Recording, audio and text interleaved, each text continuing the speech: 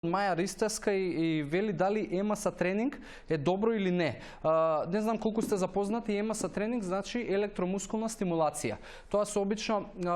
во Скопје имаме веќе 2-3 студија такви кои што нудат овакви услуги на ЕМС тренинг. Тоа значи облекувате елеци,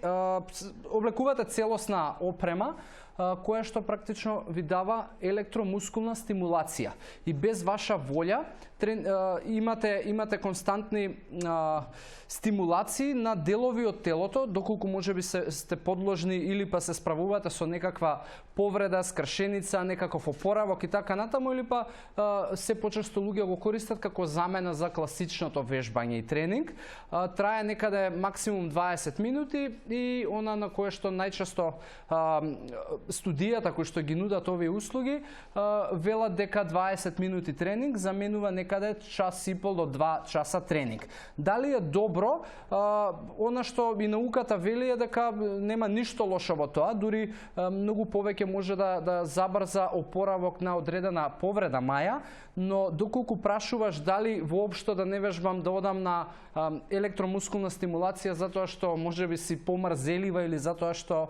немаш доволно време, не сум сигурен, но повеќе тежнеам на тоа дека не би можела електромускулната стимулација во целост да го замени класичното вежбање, затоа што сепак се работи за различни движења, се работи за